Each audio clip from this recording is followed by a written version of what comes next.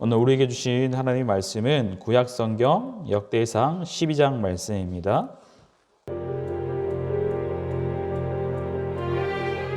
다윗이 기스의 아들 사울로 말미암아 시글락에 숨어 있을 때 그에게 와서 싸움을 도운 용사 중에 든 자가 있었으니 그들은 활을 가지며 좌우 손을 놀려 물매도 던지며 화살도 쏘는 자요 베냐민 지파 사울의 동족인데 그 이름은 이러하니라.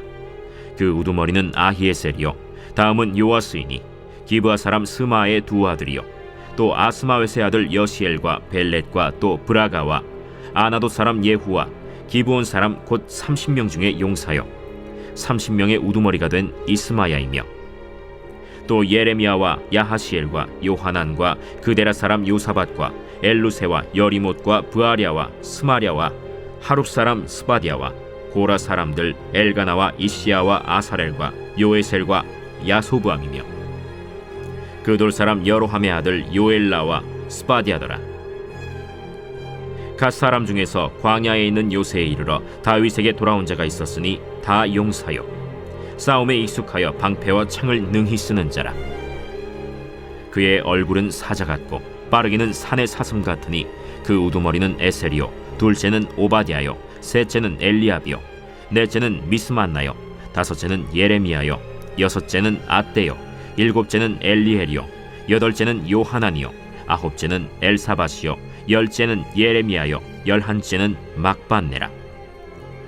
이 갓 자손이 군대 지휘관이 되어 그 작은 자는 백부장이요 그 큰 자는 천부장이더니 정오래 요단강 물이 모든 언덕에 넘칠 때에 이 무리가 강물을 건너서 골짜기에 있는 모든 자에게 동서로 도망하게 하였더라. 베냐민과 유다 자손 중에서 요새에 이르러 다윗에게 나오매 다윗이 나가서 맞아 그들에게 말하여 이르되 만일 너희가 평화로이 내게 와서 나를 돕고자 하면 내 마음이 너희 마음과 하나가 되려니와 만일 너희가 나를 속여 내 대적에게 넘기고자 하면 내 손에 불의함이 없으니 우리 조상들의 하나님이 감찰하시고 책망하시기를 원하노라.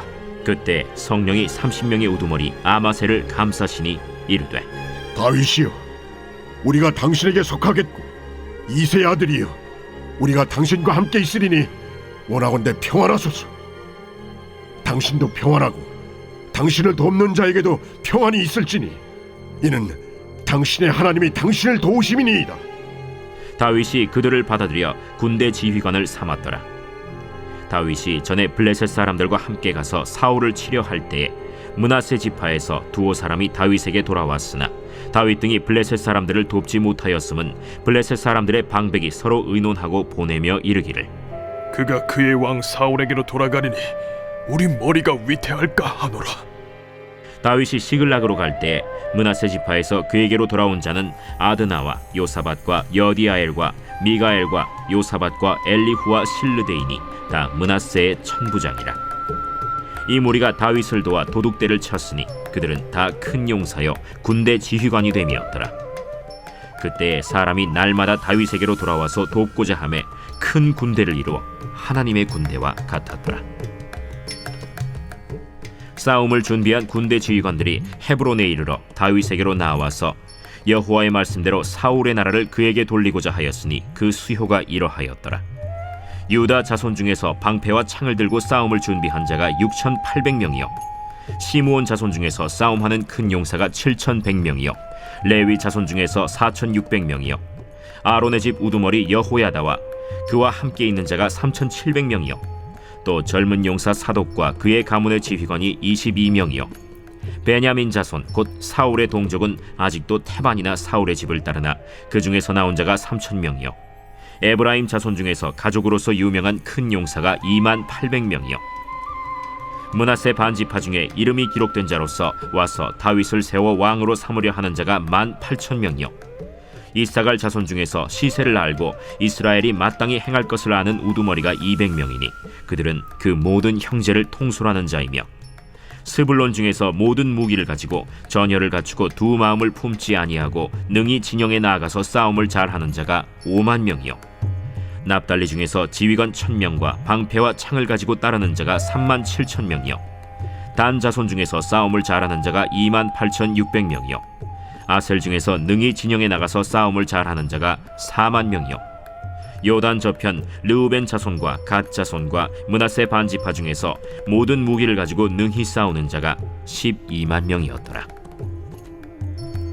이 모든 군사가 전열을 갖추고 다 성심으로 헤브론에 이르러 다윗을 온 이스라엘 왕으로 삼고자 하고 또 이스라엘의 남은 자도 다 한 마음으로 다윗을 왕으로 삼고자 하여 무리가 거기서 다윗과 함께 사흘을 지내며 먹고 마셨으니 이는 그들의 형제가 이미 식물을 준비하였음이며 또 그들의 근처에 있는 자로부터 이사갈과 스불론과 납달리까지도 나귀와 낙타와 노새와 소에다 음식을 많이 실어왔으니 곧 밀가루 과자와 무화과 과자와 건포도와 포도주와 기름이요 소와 양도 많이 가져왔으니 이는 이스라엘 가운데에 기쁨이 있음이었더라.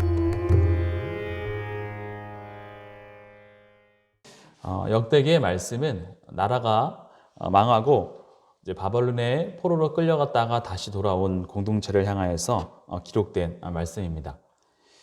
백성들이 다시 고향에 돌아왔으나 고향의 사정은 예전처럼 녹록지 않았습니다. 고향은 아직도 식민지 상태에 놓여 있었고 또한 종교는 혼합주의에 휩싸여 있어서 또한 성전 건축마저 어려운 상황의 연속이었습니다. 그 가운데 에스라는 다시 한번 그들의 역사를 이스라엘 민족의 역사를 다시 재해석합니다. 특히 에스라는 다윗의 역사를 주목을 하고 있죠. 다윗과 그의 백성들처럼 여호와 하나님만을 바라보는 의지하는 자는 결코 망하지 않는다는 그런 단순한 그런 의미를 그 역사를 주목을 합니다. 다윗은 초기에 사울 왕에게 쫓기는 삶을 살았지만은 다윗에게는 하나님께서 사람들을 붙여 주셨습니다. 다윗이 사울이 피해서 도망을 다니던 때에 하나님의 약속을 믿고 다윗을 도와준 그런 사람들이 있었죠. 본문에서 오늘 그 사람들을 낱낱이 다 기록하고 있습니다. 그들의 말로 다윗을 도와주었던 진정한 친구들이자 동역자들이었습니다. 오늘 본문의 1절에서 22절에는 첫 번째로 다윗의 그 고난 시절에 함께 했었던 용사들의 명단이 언급되고 있습니다. 그 가운데서 특히 베냐민 지파를 먼저 언급을 하고 있습니다. 이는 다윗을 죽이려 했던 사울의 그런 지파였죠. 사울의 동료들까지도 다윗을 온 이스라엘의 왕으로 추대하고 지지했음을 강조하고 있는 것입니다. 역대상 11장에 이어서 12장에서도 다윗이 온 이스라엘 지파의 모든 사람들의 인정을 받고 있음을 강조를 하고 있습니다. 다윗의 추종자들은 사무엘상에 의하면은 친척들과 환난을 당한 자라고 얘기하고 있습니다. 또한 빚진 자들이라고 얘기하고 있죠. 하지만 오늘 본문에 와서는 이미 다윗이 시글락에 있을 때부터 다윗을 찾아온 사람들이 있었습니다. 더군다나 이들을 명단 끝에는 그들을 용사들이라고 말하고 있죠. 특히 21절의 말씀에 이렇게 말합니다. 이 무리가 다윗을 도와 도둑대를 쳤으니 그들은 다 큰 용사요 군대의 지휘관이 됨이었더라 라고 말합니다. 다윗의 첫 추종자들은 1절에서 22절까지 이름들이 쓰여 있는데 더군다나 이들은 400명 또는 600명의 그런 이탈자들이 아니라 하나님의 군대와 같았다라고 말하고 있습니다. 22절에도 말씀이 이렇게 말하죠. 그때의 사람이 날마다 다윗에게로 돌아와서 돕고자 하며 큰 군대를 이루어 하나님의 군대와 같았더라 라고 말합니다.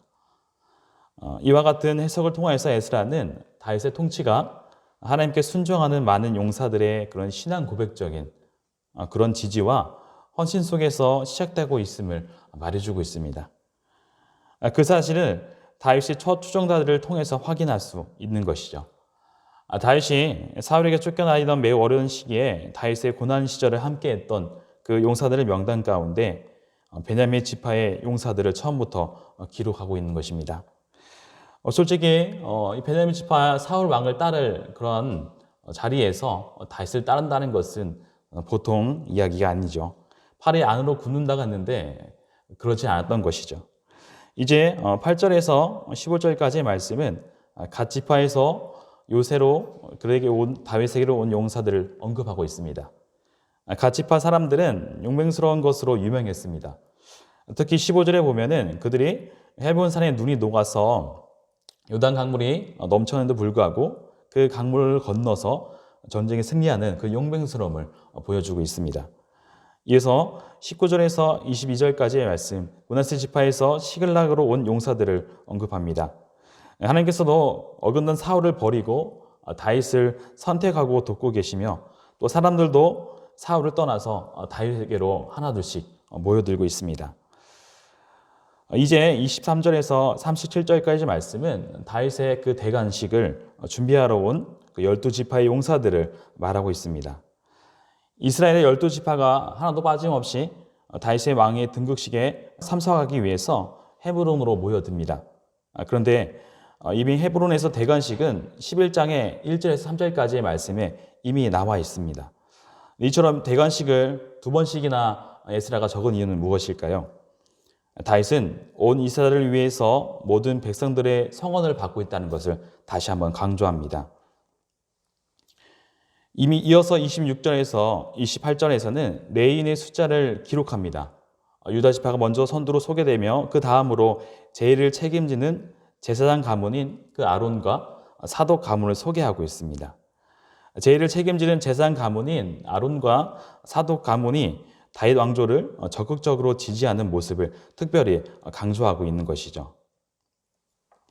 제일을 책임지는 제사장 가문인 아론과 사독 가문이 그 다윗을 지지하면서 다윗이라는 왕은 모든 것을 초월해서 온 이스라엘의 지지를 받고 있다. 또 하나님께 지지를 받고 있다는 것을 잘 설명해 주고 있습니다.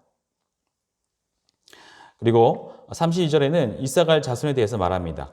이사갈 자손 중에서는 시세를 알고 이스라엘이 마땅히 행할 것을 아는 우두머니가 200명이라고 말하고 있습니다.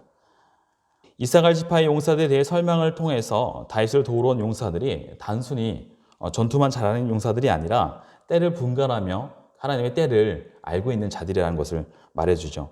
또한 하나님의 뜻에 따라 신실함으로 행동할 수 있는 자들임을 보여주고 있습니다. 게다가 33절에 수불론 지파들의 사람들은 두 마음을 품지 아니한 자들이라고 설명을 하고 있습니다. 여기서 대관식은 군사적이며 정치적인 행동일 뿐만 아니라 종교적인 의식이었습니다. 이렇듯 종교적인 의식과 또한 많은 사람들, 용사들이 다윗에게 몰려들고 있는데요. 다윗은 이렇게 많은 사람들의 지지함을 받고 있다는 것을 에스라는 다시 한번 설명합니다. 20절에서 40절에서 기록하고 있는 그 헤브론에서 다윗을 왕을 추대한 그 목록은 사무엘서에서는 찾아볼 수 없는 목록들이었습니다. 여기서 30만이 넘는 이 엄청난 숫자를 기록함으로써 다윗 왕의 명성과 또 하나님의 군대가 어떠한지를 잘 보여주고 있습니다. 다윗의 용사들은 단순히 용감한 자들이 아니라 하나님의 군대로 비유될 만한 그런 자질을 갖춘 자들이었습니다. 그들은 시대를 분별할 만한 지혜를 갖추고 있었고 또한 두 마음을 품지 않고 한 마음 한 뜻이 되어서 하나가 될 수 있는 자들이었습니다. 실제적으로 이 역대기의 이 귀향민 공동체들은 하나님을 향한 신실한 믿음과 비전을 품고 한 마음으로 성전을 건축하면서 나아가들 자들이었습니다. 그런데 현실은 그렇지 못했던 것이죠. 그래서 에스라는 이렇게 다윗의 역사를 다시 되짚어보면서 지금 이 다시 돌아온 이 공동체들이 어떠한 삶을 살아야 하는가를 보여주고 있습니다. 그들은 지혜롭고 또 용감한 다윗의 용사들 같이 되어야 했던 것이죠. 역대기 역사가였던 에스라는 매우 어려운 삶의 자리에서 백성들에게 하나님의 군사로 비유되는 그 다윗의 용사들처럼 살라라고 말씀하고 있습니다. 하나님을 섬긴다고 하지만은 우리는 진정한 온 마음과 이성과 의지를 다해서 순종하고 있는가 깊이 숙고하고 성찰해야 할 것들입니다. 단순히 감정과 분위기에 맞추어서 신앙생활을 한다면은 정작 어려운 순간에 위기의 순간에 하나님의 군사로서 서지 못할 것입니다. 당시 이스라엘은 내적으로는 사마리아 공동체 때문에 또한 외적으로는 거대한 이방 세력 때문에 자신들의 정체성이 흔들리고 있었습니다. 신앙마저 공격당하는 위험에 노출되어 있던 것이죠. 그 시점에 자신들의 과거를, 자신들의 역사를 다시 철저히 돌아보았던 것입니다. 그리하여서 외국의 공격에 맞서서 살아남았고 하나님을 향한 순수함을 계승하고자 했던 것이죠. 이러한 역대기의 외침은 간단 명료합니다. 다윗처럼 여호와 하나님을 경외하고 의지하는 자들 하나님께서 신실하게 공동체를 이루시고 그리고 하나님의 축복을 누리게 될 것이라는 것입니다. 오늘 우리 또한 삶도 신실하게 하나님을 붙들고 살아갔던 다윗의 공동체들처럼 그런 삶을 살기 원합니다. 어려운 시기에도 신앙을 놓치지 않는 그런 하나님의 백성이 되기 원합니다. 때를 분간하였던 그 용사들처럼 지금의 시대가 어떤 시대인지를 분간하며 또 두 마음을 품지 않았던 그 지파들처럼 우리 또한 하나님 향한 그 마음이 두 마음이 되지 않도록 그런 삶을 살아갔으면 좋겠습니다. 함께 기도하도록 하겠습니다. 사랑과 은혜가 많으신 아버지 하나님 감사합니다. 오늘도 이 새벽 잠을 깨어 하나님께 나왔습니다. 어려운 현실과 힘든 삶 가운데서도 애쓰라는 자신들의 역사를 다시 되짚어보며 하나님을 향한 그 신실함을 지키고자 했습니다. 또한 자신들의 정체성을 잃어가는 백성들을 향하여서 하나님의 백성으로서 어떠한 삶을 살아가는지 그 신실한 삶을 살았던 다윗의 공동체를 보여줌으로 어떤 길을 가야 할지를 보여주었습니다. 아버지 하나님, 우리가 늘 주님을 붙들게 하여 주시옵소서. 어려운 삶 가운데서도 우리의 신앙을 놓지 않게 하여 주시고 정말로 한 공동체를 이루는 저희 선함교회 성도들이 될 수 있도록 인도하여 주시옵소서. 오늘 하루 온전히 주님께 맡겨드립니다. 주님의 임재 가운데 살아가게 하여 주시옵소서. 살아계신 예수 그리스도의 이름으로 기도드립니다. 아멘.